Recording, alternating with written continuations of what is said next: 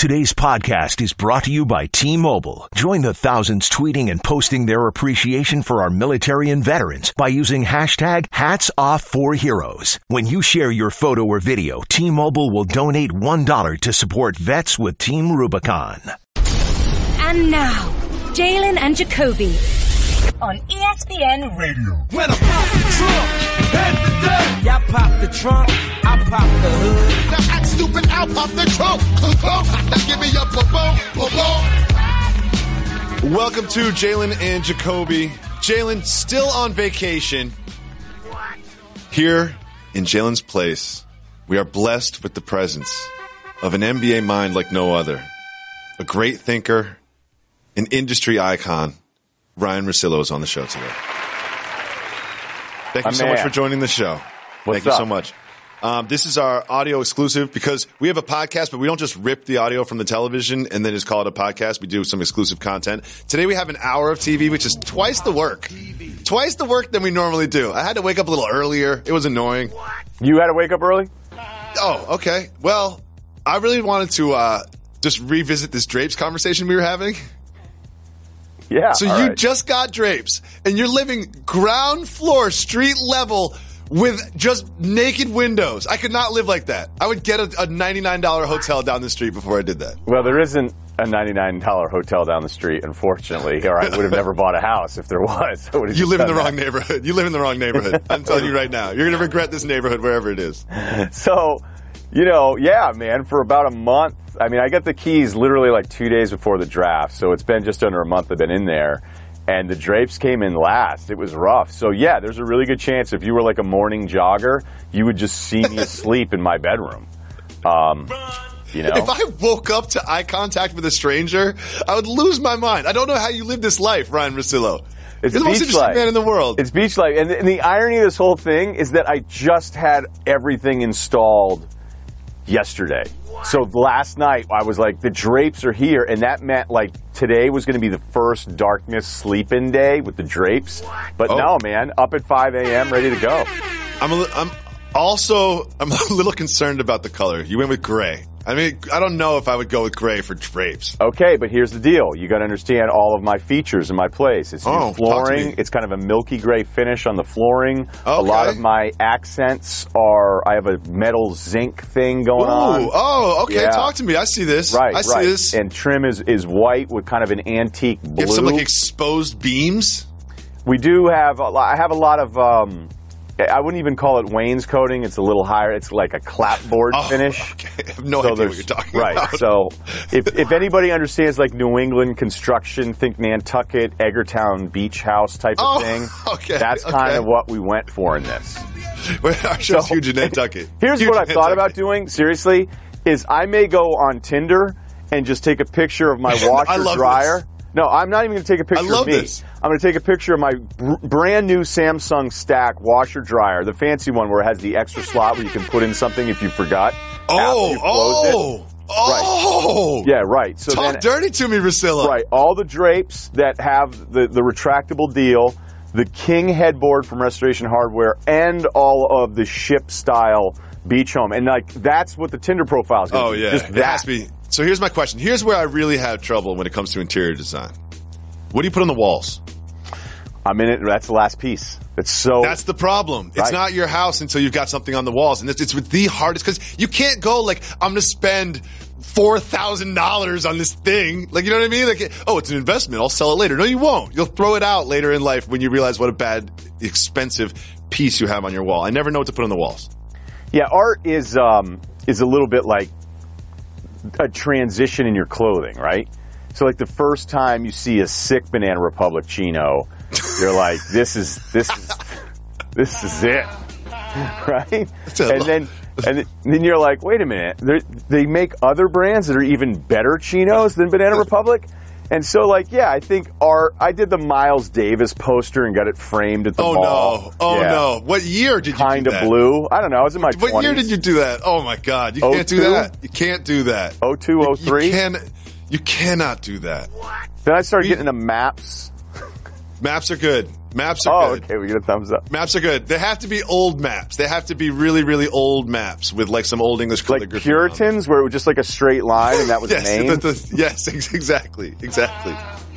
I'm really excited about this. I might join Tinder just to look at your profile. No, seriously. Look, I found a print though, and I don't know if I'm going to be able to get it framed. I want to do this. There's this print from this resort in Vegas in the 40s. And off in the distance is an atomic bomb going off from a nuclear testing site. And everybody at the resort pool is looking over at the smoke mushroom cloud. And I'd love to get that because it's just, I like that. You know what I mean? That's like, what's Russillo thinking here? Is he I like political? That. You also, I like that a lot. We've got some really, really bad pieces on our walls in my house. Like it's a mess. There's what's no your style? theme. I don't have one. That's why I'm trying to plagiarize from you. We have no style. It's awful. It's terrible. And we do the staircase family pictures thing, which is so cliched and corny. It's a mess. It's a mess. I hate our wall. Prince apparently only had pictures of himself. Of course. So I was thinking about Carlos doing that. Boozer. We know that from Carlos Boozer, of course. I've only heard Boozer tell that story 700 times. Yes, exactly. It's like I know, like, how many times does Carlos Boozer have to talk about his hairline that one day of his life and renting out? It's like he's like, I played the NBA for 14 years, man. I was an all-star. Yeah, it was like really good Williams. dude. Yeah. And we know what we don't do is we don't talk enough about my haircut. Yeah, when he burned Cleveland was like, actually, thank you for getting me out of my contract because now I'm going to Utah. But you're right. Like if you were ever co-hosting Mike and Mike with Boozer, you'd be like, wow, that's an amazing story about your hairline. Coming up next, which superstar did Boozer rent his house to? On ESPN Radio. Moving on to some actual sports news. Not really. TMZ has this video of Lonzo's teammate, LeBron James, leaving dinner, a dinner that he had with Al Pacino, Maverick Carter, and Leonardo DiCaprio. Ryan, this is the same day that Variety had a story about how he is pitching a comedy film in which he would be the star, and now he's having dinner with Pacino and DiCaprio. Is he going a little too Hollywood too fast in Los Angeles? No, man. I mean, I've been here a couple months. You can't wait. You got to get out there. You got to start. Yeah, you got to do the LA to New York Arrow thing on your Instagram deal. I'm going to tell you, can I tell a story about your co-host here? Not me, Jalen? Absolutely. I was doing Mike and Mike. I think the four of us were doing Mike and Mike years ago. Yep. And shout out to Cannell. It was right after like a huge star had left their show. And in the commercial break, Jalen made a call to be like, hey, put me down as a possibility for that. And I thought to myself, that's weird. And then I go, no, it's weird that I would think it's weird. You got to make plays. You got to make moves. And by the way, it was all part of the same company, so I'm not selling anybody out here. But the point is I think that's how everybody operates today. If you're not trying to do something a little extra, you're actually leaving things behind. But the whole story of like, oh, he wants to go to LA because he wants to be in movies and his production company is there. That whole like narrative during the decision process didn't really hit home with me. I was like, you know what? Like it's it's technology. It's 2018. You can do anything from anywhere. And like Maverick was kind of selling that in interviews. I totally bought into it. But now I'm like, wait a second. Maybe this dude really wants to be a movie star? Okay, do you think but that's possible? If they still had Kyrie and Kevin Love were better, would he have just put off the Pacino dinner and DiCaprio and other stuff? Like, see, that's I don't think you're totally wrong with thinking that, but we're really good after the story happens of telling you why it happened. Well, this I found really curious. LeBron's former teammate, Isaiah Thomas, has signed for the veterans minimum, a one-year deal with the Denver Nuggets. Of course, he famously wore these slides while he was with the Celtics with the Brinks truck on them. It seems like that was just yesterday, and now he's playing for the veterans minimum. Why do you think he signed with Denver? Do you think he had offers for more money? What do you think is happening with Isaiah Thomas right now? Oh, I think this is about playing with Coach Malone again, who he had in Sacramento when he first started showing up. I'm still even shocked by this number for an injured Isaiah Thomas that, a couple years ago was fifth in the MVP voting. But Jacoby, I think you'll agree with me here. And this is the point I think so many people miss with Isaiah Thomas, is that season with Boston, he was absolutely fantastic. He smashed every ceiling we've ever put on him as a player. But that team was set up entirely for him to put up massive numbers because every possession was Isaiah's possession, and there was no other alpha. I mean, there wasn't even a beta-type personality to demand shots. It wasn't going to be Avery Bradley or Al Horford. So that was a great, magical season, but not really who he was. And now you throw that in that he's older, he's hurt, and some teams around the league have a rule about small point guards like Isaiah. It's still a low contract, but I didn't think there was going to be a ton of money out there for him this offseason. So this is a bit unfair, but let's project. Is he betting on himself? Do you think that this year in Denver will lead to a bigger payday, larger contract a year from now? Well, if Murray, continues to play the way he's played, and Jokic is terrific, and Harris was really good, it's going to be weird because, to get those kinds of numbers again, he has to run high screen and roll on every possession the way Brad Stevens let him do that. It was a perfect situation. So I don't know that he's even going to have that if he's at least healthy. But that $100 million stuff, I don't know that was ever going to happen. It's never happening now. Well, I always root for Isaiah Thomas, and I kind of love him as a personality. I'm shocked that he's making this much money. Let's take a look at this. We have a little quiz for you. Which one of these players will not make more money than Isaiah Thomas next year? Juan Hernangomez, not the good Hernangomez, the other Hernangomez. Kendrick Perkins, Kyle Kuzma, and Emeka Okafor. Which one will make less money than Isaiah Thomas next season? I love that he's not the good Hernangomez. No. As the other ones in Summer League. I'm going to say Kuzma makes less. You're right. We said it's a rookie contract, but still, I'm just shocked by that. I'm really shocked that Kendrick Perkins is making $2.4 million. It's great. Hey, I love Kendrick Perkins so much. I know. I mean, really, all of us wish we could have a Kendrick Perkins phase in our lives. I can't wait. I hope. I don't know. Yes. Well, Isaiah Thomas seems to be reliving a certain phase in his life that you talked about earlier when he was with the Celtics. On Instagram, he posted this, which it's a little confusing, but essentially it's a stat that he manipulated, so he is comparing himself to both Michael Jordan and Kobe Bryant. Is this like something where he's saying, I will return to the floor and be this guy again, or is this kind of like Al Bundy talking about his high school football days?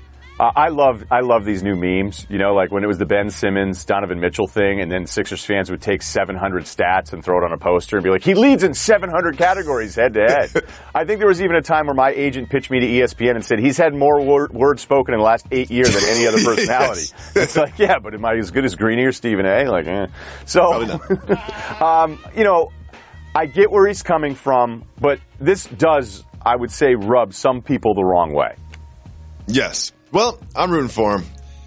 This is some interesting news that just kind of bubbled up in the rumor mill. Kawhi Leonard, we've been talking about Kawhi Leonard for it seems like eons now about where he's going to play. Is he going to go to the Lakers? Is he going to join LeBron? Does he want to go to the Clippers? Now, the odds.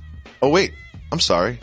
We have some unfounded speculation. It's irresponsible about pre-agent Kawhi Leonard.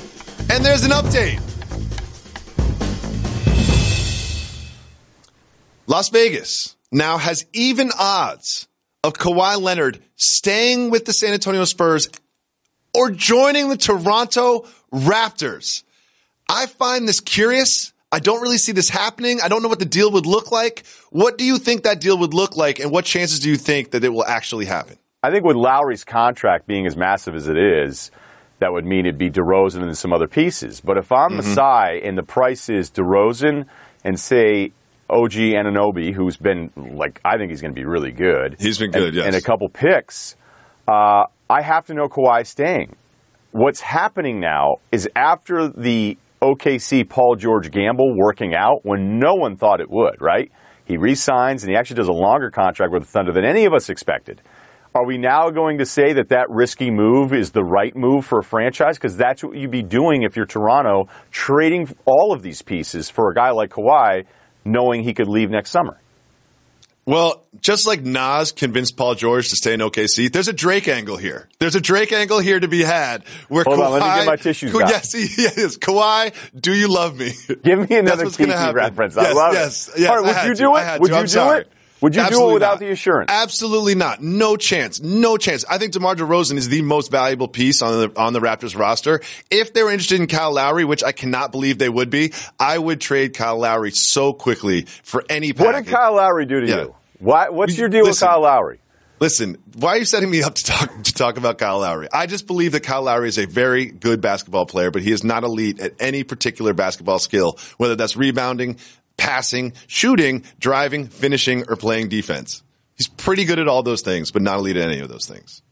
Yeah, he doesn't have a great playoff resume. I wonder, too, if this is real. You just did the thing where I said something off air, and then you made me say it on air. It's a great job by you. Great job by you, Ryan Russillo. You're already sabotaging the show, and you've only been here for one segment. I felt like I could see something in your eyes there. You got a little. It felt personal. It is a little bit. I don't know why. It's no secret that from time to time, Jalen and I like to have an adult beverage. Okay? It's also no secret that I'm getting a little older. And I used to drink a lot of beer.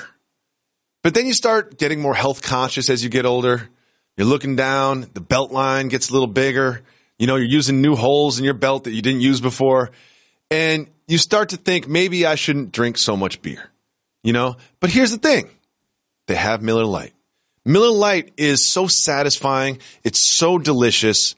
And it has only 96 calories and 3.2 grams of carbs. So you don't have to compromise. You can enjoy a beer while you golf. You can enjoy a beer while you're watching the big game. You can enjoy a beer while you're watching the World Cup. You can enjoy a Miller Lite. It's all the good parts about beer that you love. The easy drinking, the great taste, and none of the bad parts that make you use new holes in your belt. 96 calories, only 3.2 grams of carbs, and it tastes great. Enjoy a Miller Lite when you do whatever it is that you do. I feel like I'm going to have one right now. Hi, I'm Bryce Harper. Join me and the thousands tweeting and posting their appreciation for our military and veterans by using T-Mobile's hashtag #HatsOffForHeroes. When you share your photo or video with hashtag #HatsOffForHeroes, T-Mobile will donate $1 to support vets with Team Rubicon. So America, keep posting with hashtag #HatsOffForHeroes and T-Mobile will keep giving. Major League Baseball trademarks used with permission. Official licensee of Major League Baseball Players Association. The Celtics' Jaylen Brown had this to say about LeBron James leaving the Eastern Conference for the Los Angeles Lakers. He said, quote, "To be honest, I wanted him to stay. I was kind of mad. I wanted to be the team to go through him. I feel like we could have had it last year, but we fell a little bit short." Ryan Russillo, I'm just going to straight up say I do not believe that is an honest statement. Do you think Jaylen Brown is being 100% honest with his audience and himself when he says he wishes LeBron stayed in the Eastern Conference? Hey, normally I go, that sounds really cool. Young guy, sticking his chest out a little bit. But he's right. They were really close. I don't want to play that they should have won the game, but they very easily could have won that game. If Rozier didn't miss every single shot, if Tatum was a little bit more aggressive, or maybe they found Tatum more on offense to close out that Game 7 at home, and it was still a team that was really hurt, missing their two best offensive players. So, Cleveland, credit them for getting into another finals, but I think Jalen says that by looking at that Cleveland team, saying if they came back with just the 8th pick and Sexton, the Celtics feel like they're the better basketball team. So that one, I think, is... It's not as arrogant. I actually think there's some truth to that because it makes sense. I would probably pick a healthy Celtics team over, a remix of last year's Cavs team. But now let's take a look at the East and the Celtics, who seem to be like a clear favorite. If what we spoke about last segment becomes realistic, where either DeRozan and some other pieces or Lowry and some other pieces, could the Raptors challenge the Celtics for the East? The Raptors thing is like trying to talk me into going see my least favorite actor in a movie. Oh, really? I got it. What they did last year, none of us cared until we saw it against the Cavs, and they completely mentally wilted. So maybe I should use that in saying now that LeBron's out, that I should buy into them. But they offend me from a toughness standpoint. They offend me, okay? I want my time back watching that 4-game sweep against Cleveland because they didn't show up, so I can never buy into them. It doesn't matter. And I just want to stay in the East for a second, too. I do not think that the current 76ers team can challenge this Celtics team when they are healthy. Do you agree with that? Well, when it's Kyrie and Hayward and Tatum, who may be the best player out of the whole group, no, because I don't think we knew how great Tatum would be this soon, and Jalen's continued to improve. I still felt like with last season's playoff matchup, the two best players were Embiid and Simmons. And their youth going up against other young guys, like that to me is still a little surprising, but that was the hurt version of the Celtics. That Celtics team's incredibly deep with wings, which is what the entire league is trying to do now. It's time for News That Matters. This is my favorite story of the day, by far. Huge debate in the newsroom over this today, Russillo. Buckle up. This is important. You were at Summer League. Do you know who else was at Summer League? A gentleman who used to be called Lou Alcindor, currently Kareem Abdul-Jabbar. And what did he wear in that hot Vegas heat? He wore this to Summer League. A Yasiel Puig jersey with the long sleeve blue underneath it and what could possibly be baseball pants. No. Is he wearing baseball pants? Is he wearing a Puig uniform head to toe? I know what I want the answer to be. Look a little baggy. They look a little baggy. It can't be true unless he's going for like a Noodles Hahn 20s retro. Is that like a Mitchell and Ness 1920s baseball pant? I like what you did there. But also, the long sleeve blue underneath the jersey in itself is a bit of a violation. Like, even that is just a little too close to the hole of, like, I'm going to actually dress up like Yasiel Puig. Is it ever okay to, like, wear a full uniform, like a basketball shorts and a basketball jersey? Ever? No, once you're after puberty, you can't be doing that anymore. I mean, you want to dress like Jeter and you're 8, that's fine. Why, by the way, is this the only guy in Vegas? This is like that UFO stuff. It's like, why can't a UFO land in Scottsdale where there's more people? Why does it have to be in like Baker, California, which I've currently driven through? So if it's Kareem and we're trying to debate what he's actually wearing, we're in a Vegas hotel. Let's get a better picture. Let's get a better picture. Right. Let's get a better picture. That was probably my fault. I couldn't find a better link on the internet. That was really my fault. Let's be honest. But here's another question is, you were there in Summer League. It's hot.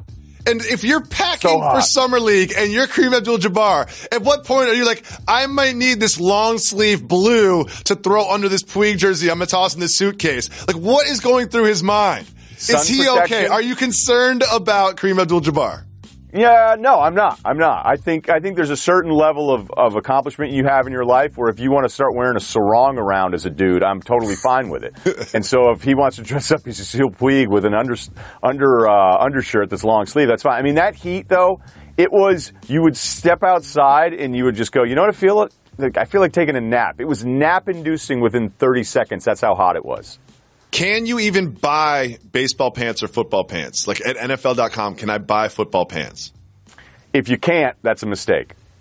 I agree completely. I want pads and everything. I'm going to go dressed up as Saquon Barkley to a Giants game this year. Computer, execute 12.4p operation. Optimizing algorithm. Running encryption packet alpha. Night. Oh, I don't feel so good. What is it, computer? Is it hot in here? It feels hot in here. I feel a little clammy. I should lie down or something. A computer with a virus? Surprising. What's not surprising? How much you could save by switching to Geico. Those oysters Rockefeller were a mistake. Geico. 15 minutes could save you 15% or more. Well, Terrell Owens is going to be mentioned at the Pro Football Hall of Fame ceremony. He's not going to attend, but he is not really going to be celebrated in the way that he and others feel is appropriate. Ryan Russillo, what do you feel about this development in regards to Terrell Owens and his relationship with the Pro Football Hall of Fame? This pity party's a joke, man. Does anyone understand how the Hall of Fame works? Apparently you don't. T.O. left the NFL in 2010, okay, had to wait the 5 years, and then since waited 3 years. That's it. He had to wait 3 years, and he's acted like this is being picked last in a pickup game, okay? They didn't disrespect him. So many other guys have waited. Chris Carter waited 6 years. Tim Brown Research. Marvin Harrison waited 3 years. So if you want to tell me T.O. is better than all these other dudes, fine. His touchdown numbers are terrific. But every guy, the top 9 touchdown pass catchers in the history of the NFL have all played in the 2000s. So the numbers have been spiked up. So T.O. being outraged and taking it out and turning this whole thing, this petty contest, like, you had to wait a couple years, dude. It's not that big of a deal. Plenty of other guys have waited as well. And I don't know why more people don't understand how ridiculous this is. Well, I'm glad you broke that down because I 100% agree. But really, I just brought up this topic because I want to talk about the jacket. They're going to mail him the mustard yellow jacket, right? And it got me thinking, is the mustard yellow jacket from the Pro Football Hall of Fame the worst trophy in all of sports? That's a legitimate question. You think the yellow it's the jacket worst? is hideous. You don't think it's it's the hideous. worst, though? It could be. Well, good thing the staff and I have put together a list of potentially the worst trophies in sports. You have the World Cup that is not a cup. You have the Commissioner's Trophy with the flags, the terrible jacket from the Hall of Fame. You have the generic kind of like championship NCAA trophy that's for all sports. And then this is one that's low key. That's a bad trophy. The MVP for the NBA trophy. That dude dribbling. Which do you think is the worst? Wait a minute. Is this supposed to say best? Because I think 4 of them are actually really good. Wait, what? Yeah, what are you kidding? Are you just doing this for TV? Are you doing like the debate thing? You know me. What are you talking about? I believe everything I say on these outlets. What, like, all right, I'll give you this. The NCAA one is terrible. It's like a plaque. Okay, thank you. It's like an attendance thing. Bob has made it to 17 straight casual Fridays. Here you go. The World Cup one I think is kind of sick. What's wrong with that one? It's not a cup. It's not a cup. And it looks like a snake is eating a globe. You're such a That is not. Right, that is not good. You know what? The baseball one with the flags that spin around What's and stuff it supposed to be then? All right, fine. You can't just be a complainer. You have to give me a solution. I got a solution. Platinum bat. Platinum championship Silver bat. Slugger Award. We already have it. Yeah. Oh, good point. Listen, I don't like follow-up questions, all right, Ryan Russillo? By the way, let me say this. What's the likelihood that the jacket shows up to T.O.'s place and the sleeves are just short on purpose? I like this. You know, like when you order something from Nordstrom and you go, you get measurements, set the measurements. This is definitely what's going to happen. He's not going to be able to wear it. They're going to tailor it wrong. Or do you know what's even better? Like too big. You know what I mean? Even worse than too small would be too big. Yeah. It's just giant. Just like, but not like obviously too big, but just like a little bit too big. And then he has to go to a tailor to get it done. As I know, with the back, if you get bigger and they cut out too much, there's nothing you can do. Or, yeah, you're right. If they go full Barry Melrose on him and he's just walking around. I like it. I also like that you subtly dropped the, as I know, if you get bigger, you can get it retailored. Great job by you. This is something that sort of dawned on me. Time to get excited. The final table of the World Series poker is here. I watched a little bit of it, and what I really started thinking to myself is there was a phase of my life, and I imagine a lot of people watching this and listening to this lives, where they really felt like poker was the sport of the future. We were all getting together with our friends and playing poker, Googling how to be good at poker, watching the poker final table like it was the NBA finals. Has poker come and gone? Is poker the Jenko jeans of sports? So in this analogy, you're saying Jenko jeans are out. I am. Jenko jeans were a fad jean that lasted for about 18 months, and then everyone realized how silly they were. Right. I never got into the Jenko thing. I missed that. I have this window with my birthday where there's some stuff that came in right after me. Red Bull, tattoos, nose rings, that kind of thing. I'm actually not bummed out. I missed out on that window, and I think these jeans are part of that. But I feel like you're kind of dissing poker. Yes, poker maybe isn't what it was. Like, I don't want to hear about my buddy's fourth card, and then, man, I had him, and then the river, like none of us have ever really cared about any of that stuff. Don't you feel it's a little bit more like, if we're doing Jenko, isn't that slam ball? Slam ball's good. I mean, but the thing is, I think people look back at slam ball and think that slam ball still has legs and might come back. Like, isn't there a part of you that kind of wants slam ball to come back? I remember looking if I could make a team when I first saw it. So I read about it. And then, I swear to God, 2002, I know where I was, Spike TV, and I was like home, and I'm going, Dad, we got to turn this on. This stuff's the future. And I watched slam ball for about 5 minutes, and I went, maybe it's not the future. Maybe that's not your future. Maybe you're not going to be a pro slam ball player. I like the confidence of you being like, I could do that. Yeah, definitely. Yeah, I could definitely do that. Oh, yeah. 26, I was like, when's the draft? I wasn't picked. I have a legitimate question for you that I really don't know the answer to, that I put in the rundown because I know you're here. You're one of my favorite people to talk about the NBA with. The Rockets missed 27 threes, did not have Chris Paul in a Game 7 against the Warriors that are all of a sudden this team is ruining basketball because they're so good. They have since lost Trevor Ariza, lost Mbah a Moute, who had a good season, was injured in the playoffs. I think a lot of people just watched the playoffs. And they're interested in adding Carmelo Anthony. They have not signed Clint Capella yet. That's still kind of dangling there. I believe he'll be on the team. I believe in Daryl Morey, kind of like I have faith in him, but I am just confused. Ryan, what is happening with the Houston Rockets? All right, I actually don't think it's that confusing because if you look at Ariza and the number, Houston was going to be really really capped out here with the three guys, meaning Harden, Paul's new deal, which everybody said sort of was understood, and then whatever the Capella number is. Okay, so if we start there, we knew that Ariza getting that kind of money at Phoenix, like that's a big loss for them, but I understand why he's out, and the same thing with Mbah Moute in a lesser degree.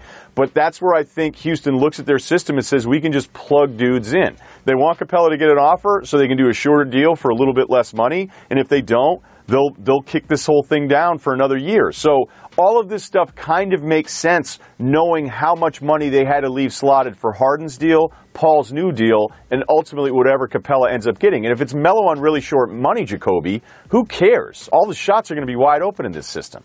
Yeah, see, that's the thing, is that all made sense until you started talking about Carmelo. Like, that's the part that really doesn't make sense. Like, why what does is Carmelo everybody hate good Melo at? so much? I don't hate Melo. I think he's a great player. He's one of the best scorers. But what he is, he's a mid-post player. Like, he is best when he gets the ball like 13 feet from the basket, faces up, and makes a one-on-one move. Do you know what the Houston Rockets don't do? That. And do you know what they don't need? Someone that takes up a lot of time with the ball sticking in the post when they have Harden and Chris Paul on the perimeter. It just doesn't make sense to me at all. Do you think that Carmelo Anthony legitimately will end up on the Houston Rockets? Yeah, because I think there's a defined role there. And yes, his isolation possessions are in a different area of the floor than what Houston does, but as we all saw, especially as people, as you point out, started watching the Rockets the first time in the playoffs, they love that isolation stuff. So, you know, they'd have to have Melo adjust his positioning on the floor a little bit, but if you talk about Melo on the Lakers, I could actually see that going poorly. I could see him having a role where you're like, I'm not really sure what I'm doing, the minutes could be a little inconsistent. We know he's probably not going to be a starter on a really good team. Maybe they'd start him at the beginning to keep him happy. I like Melo in Houston more than I would in LA. Oh, I agree with that. I think like it's going to be the first tough conversation between LeBron and Magic when he's like, oh, Melo, like, he'll take a low deal. Let's sign him. And they're going to be like, we'll get back to you on that, LeBron.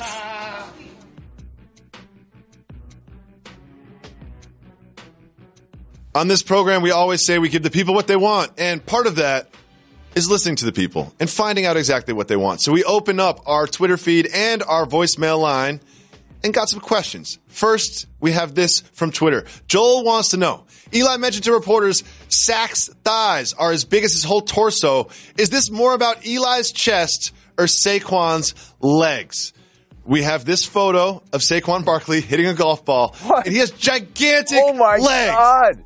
Gigantic legs. That's so much torque. That golf ball must have gone 7,000 yards. Do you think this is more about Eli's torso or Saquon's legs? Okay, I mean, real talk, like a torso is pretty big, and Eli's not exactly small. But I think it is about Saquon's legs. They're impressive. I've seen him nude. A lot of us have seen him nude. And it wasn't even anything that he did wrong. It was all done on purpose, and it was in a magazine. So he's an impressive dude. Hold on. I've seen him nude. A lot of us have seen him nude. He's in ESPN's body on purpose. I understand that he's in the body issue, but you should probably lead with that next time you bring it up. I don't know. Lead with the body issue information so the rest of us aren't just sitting there thinking, being like, a lot of us have seen Saquon nude on purpose? I don't know. What do you guys do with it? I do research on shows. That was part of my research. What are we doing here? You do research on shows. Okay. Moving on. We have this voicemail from one of our listeners. Why does the NBA not have a Offensive Player of the Year award? They have a Defensive Player of the Year award. Seems like having an Offensive Player of the Year award. You know, guys like Harden, Westbrook could have got that. LeBron still gets MVP. Love to hear y'all's thoughts. Thanks. I really appreciate that he said he'd love to hear our thoughts at the end of it. That was very polite. Well, like, it sounded kind of Southern. Yeah, I like that a lot. So, Offensive Player of the Year in the NBA. At first, I kind of dismissed this proposal. I was like, it doesn't really make sense. We don't need that. But then you look at football, and you look at other sports, you're like, you know what? I kind of like this as a kind of a fix for the NBA MVP. What do you think? I hate it. It's so soft. It's a point. We're trying to fix stuff that isn't broken. That's all we're doing in sports the last couple of years. Oh, it's broken. No, it isn't. Like, there's MVP, but it's like, oh, no, we feel bad. Should we have most awesomest player that we still kind of like a lot, but you took like 15 games off, but we still think you're the best? Like, this is dumb. It's MVP. That's fine. We don't need another award. Okay. Yeah. I know you know that LeBron James is the best player in the NBA. Right. So it seems like he should get an award for that. It seems like this year when he plays 82 games and he carries this Cavs roster to do what he did, he should get an award. I'm not trying to take anything away from James Harden, but wouldn't it be nice if both of those players got awards for this season? Okay, and then you know what I'd like? 2 years after LeBron wins Best Offensive Player and somebody else wins MVP, I'd like just guy who was a sophomore or junior, not rookie of the year because he's not eligible for that, but he's not old enough to get MVP, so he can have an award too. And then in like 20 years, we can have 10 different awards, so nobody's left out and the award show's banging. Just as long as we can televise it in like August, it'll be fine. Moving on. You hosting it. Because no one else does. We have this from Shane. If the Cavs go into the season with the team they have now, would they make the playoffs? Which is, it's an interesting question from Shane, but I want to open up a little bit and just get like your thoughts on the Cleveland Cavaliers season, what you think they should do and how successful you think they will be. I think Sexton's going to be really good, man. I mean, I always make this joke about Summer League that I only use Summer League performance to back my opinions on players. Of course. And if it doesn't jive with what I've said, I'd be like, whatever. Everybody does that. Everybody does that. You're not alone in that. It feels like the East has 6 pretty locked up teams, in the playoffs. So I wouldn't say it's impossible, but Kevin Love has to get back to massive production Kevin Love. And if he's not that, this whole every day it changed. Kevin Love's being traded. He's not being traded. Here's the deal. If Cleveland found a trade for Kevin Love they liked, they would trade him. Okay? No one's untouchable here. So I would reset the deck a little bit, but Cleveland's always had this thing where they're scared to admit what's probably ahead of them. Yep. Just say it. Say it out loud. Because if Kobe Altman calls your phone and says, look, there's a lot of offers for Kevin Love. We have a couple offers that bring in a couple established players. They do different things that would fit better with our roster. And a couple of offers are picks and super young guys. Which way would you point him? Well, you got to go that way because, Love's going to be up. You'd explore trading Love like you would any player that still has value around the league and has a new contract staring him in the face. And I don't really know what you would do with Kevin Love's contract. A lot of times franchises that are stubborn will do this thing where it's like, okay, LeBron left us. He did it again. Maybe it's not as nasty as it was, and it isn't, as it was 8 years ago, than 4 years coming back to Cleveland. But you're just going to sign a guy to prove that you're not rebuilding? Rebuilding, we have this thing where words in our society, like certain words, we hear them so much that then we decide we don't want to use them anymore, even though they're the most accurate things. So if you're Cleveland, what are you really fighting here for? Is it relevance? Is it that we can still do this? This is still an owner that 8 years ago wrote a letter saying that we were going to win a ring before LeBron would. Or you're going to win 20-something games. Yes, and Kyrie Irving is going to leave and ask out. Next, we're going to open up our voicemail line and hear from our audience. So I went to see Uncle Drew last night. It was my girlfriend. And about 5 minutes in, she says, why wasn't he in the NBA? Is it a soft move or boss move to think that Uncle Drew is based on a true story? I hate to go in on this guy's girlfriend, but did she think she was watching a documentary? Did she think she was watching a 30 for 30 about a player who was just great when he was old? What was going through her mind? God bless her for going to Uncle Drew in the first place, because clearly it was his choice. It was not her choice in movies. We all know how that goes in couples. But what do you think? What do you think? Soft move or boss move? Thinking Uncle Drew is a documentary. My first thing is don't take her to Space Jam, the remake, because she's going to be like, why can't cartoons be in the NBA? I kind of love it. You know why? Because, doing what I do for a living, and we have essentially the same job, and you're married now and I'm not, I don't know if I want to come home to the old lady asking me about the salary cap and whether or not Kevin, is the Kenneth Faried thing, is it going to get the Nuggets under the tax, Ryan? When I come home, I'd rather you not be able to name any pro. My mom can't name 5 pro. I don't even think she knows whether or not I have a radio show anymore. So I'm okay with this. I think it's really cute and endearing. I always like watching sporting contests, extremely important sporting contests that I'm so emotionally invested in with my wife, because she asks the best questions. You know what I mean? She's always just like, why doesn't one of the bad players just punch one of the good players in the face? They get in a fight and then the good player gets kicked out. And I sit there and I'm like, that's kind of brilliant. That's kind of brilliant. Yes, the Cavs should have done that. Yes. The Cavs should have definitely done that. Next, we have another one from Twitter. J-Rod wants to know, what do you think happens with Gronk and his Pats career? Ryan, you are connected in Boston, like Whitey Bulger. What do you think happens with Gronk and the Pats? No man is untouchable. No one is untouchable with that organization. So if they feel like Gronk is a guy that's always injured and there's a draft pick that they like and they trade him a year too early, kind of like the Richard Seymour thing, even though I don't think Seymour is necessarily Gronk, I think the Pats would do it. but I don't know what the market is for somebody that's hurt all the time, is still the best tight end in this league, but wants another big deal. The Celtics drafted a gentleman by the name of Robert Williams. It seemed like a really good pick at the time because he was such a good athlete, but there were some, as they say, character questions. Well, since they drafted him, he missed his introductory phone call, he missed his flight to Boston, and he missed his first practice, and now we've learned that he has lost his wallet twice. He lost his wallet not once, but twice since he has been a Boston Celtic. Russillo, I know you're Celtic connected. I know you know something. What is going on with Robert Williams and the Celtics? Well, this is why he was taken at the end of the first round and not in the lottery, which is where he should have been a top 10 pick based on his skill. Now, for the record, I've done all of those things, but not a week after I was drafted by an NBA team, not within that week window. I ran into, I actually met his agent when I was at Vegas Summer League, and that he's earning his agent. He's earning his fee. That agent is earning his fee. And it was the quick, because I kind of felt I didn't want to be like, hey, what's the, I was like, hey, how's it going? And he was like, everything will be fine. And I was like, all right.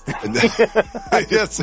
Like, okay. It's one thing to lose your wallet, but losing your wallet twice in such a short span, it's really odd. I think his wallet is too big. That's my theory on this. His wallet is too big. A lot of people had this problem, so then they take it out of their pocket and put it on their table when they eat or whatever. But I think people make the mistake of having too big wallets. Do you think he's doing that to Ainge? He's going, dude, my wallet is huge. We're going to get, what about the flight? What about the flight, though? The flight is fine. The conference call, everybody blows off conference calls. No one's ever been excited to join a conference call in the history of conference calls. Are you conference the leader? Calls, yeah. Robert Williams is like, no. Yes. Robert Williams is not the leader of that conference call.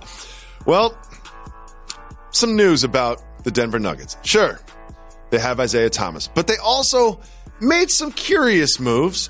They traded Kenneth Faried, Daryl Arthur, a protected first-round pick, and a second-round pick for Isaiah Whitehead that they will then waive. Ryan, can you explain to people that aren't nerds about the salary cap exactly what they're doing in Denver with all of this? They are avoiding a massive luxury tax bill. This is actually a brilliant move by them, but it's also smart for Brooklyn because after the purge of all of their picks, like some of our colleagues' Twitter followers, Brooklyn is trying to get them back. So they make this move. They take on salary. They're a soft landing spot for this. They're not as worried about the salary thing. They get some assets back. And then Denver feels like with Jokic getting signed, one of the two guards being a star, maybe Michael Porter getting healthy, they'll have cap space to go with a young core. Do you think that they're freeing up this cap to add somebody else, or they just want it as an asset? A lot of Denver people have been really excited about Colorado's recent laws in attracting NBA players, but but I mean seriously, that's kind of like the Jay-Z thing with the Nets. Be like NBA players, basketball players, they love rap. Like, why wouldn't they sign with Jay? So, I mean, maybe dudes like weed, but I mean, let's see them use their cap space on that. Yeah, I don't think that's going to be a major deciding factor in a free agent's decision on what team to play for. Exactly. Just throwing that out there. Exactly. Just throwing that out there. I'm with you. Can we finally talk about Charles Oakley getting arrested in Las Vegas, Ryan? I can't believe it wasn't the opener of the show. It was, but we talked about it yesterday, so the producer made me bury it late in the show. All right, you've had a day now. Give me it now. Charles Oakley sitting at a table playing a game. I'm going to assume it was blackjack. I'm just going to do that. We don't know what he's playing. It's 4:30 in the afternoon. He sees that he's losing a bet. He then reaches onto the table, takes a $100 chip off of his bet, gets caught doing so, and as then security approaches him, he gets arrested. He's now facing up to 1 to 6 years in prison for this. Does that sentence sound absolutely ridiculous for such a minor infraction? It does, but so does every sentence. Every time we read any kind of article like this, it always starts off with and could face up to 10 years in prison. And then it never ever happens. It'll be a fine. He'll be banned from that casino. He's never going to go to jail for this. No. But what I love is, you said 4 in the afternoon? 4:30. We're journalists here. We have to be accurate. So all of his alibis are gone. When it was 4:30 a.m. When I first read this story, I go, 4:30 a.m. That makes sense. I've seen people do that. No one has ever drank during the day in Las Vegas. So he must have been. Here's another thing: when you've been there, haven't you looked across the table and seen those chips, those so many $1,000 chips, and just wanted to reach down and grab them and run? Have you ever had that inclination? No. God, no. Because I'm not Charles Oakley. Me neither. I've definitely never had that inclination. I've never, ever had that inclination to just grab the chips and run. And also, we have a producer on this show, Harlan Endelman. He says that he has done this in Las Vegas. He's reached onto the table and removed chips from a bet he was going to lose. Do you think he made up this story, or do you think he actually did this? Which casino? Are we talking about that crooked one in the Turks and Caicos? Because I don't think a legit American establishment. Like, how did you get away with that? Unless it was like $1 chip and they just felt bad for it. They just don't care. That's probably what it was. They probably saw it and they're just like, whatever. He's hammered. Finally, we have some Linsanity news. He's back. Jeremy Lin is going to be on the Atlanta Hawks. Now let's just look at the Atlanta Hawks roster for a second. They drafted Trae Young, who I'm so happy to report finally played well in Summer League. He did. They have Dennis Schroeder. And now they have Jeremy Lin. Does all of this say to you that Dennis Schroeder should be renting and not buying in Atlanta right now? Yeah, I think this is pretty clear. Your man Dennis is going to be out of there. They've tried, and now it's a new front office anyway. So it's almost like that rule, almost like what the Lakers are doing, where you go, all right, we didn't bring in any of these guys. Let's just do something different. Can Jeremy Lin be a mentor to Trae Young? Like, I think we put that label on too many vets. Like, if you're just older, be like, oh, it could be a great mentor. Do we know that? Is this a thing that's being reported that like Jeremy Lin is being brought in to mentor Trae Young? I kind of made that up. I think okay, I just because made it up. They have very different games. That's why I say that. They have very different approaches to the sport of basketball. I'm just really excited about the hair implications for Jeremy Lin. I'm really happy for him to be in the Atlanta market. You know, who knows what's going to happen with his hair this year, especially down there in Atlanta. That's Ryan, a good market for Jeremy Lin, though, Atlanta.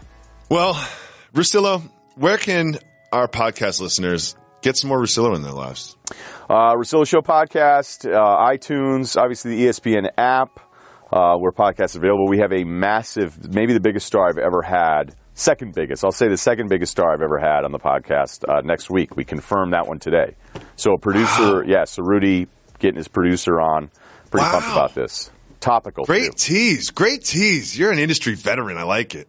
The Russillo Show Podcast, sometimes I get behind the data. I can like see the numbers. Pretty popular, Ryan Russillo. So check that out. I want to thank you for coming, and I want to thank everyone for listening. We'll be back next week. We have a special show next Tuesday, a Summer League special. And maybe, just maybe, one day, Jalen Rose will appear on Jalen and Jacoby. We're not done. We're not done. We're not got to give the people what they want. They're my little guys. I love them.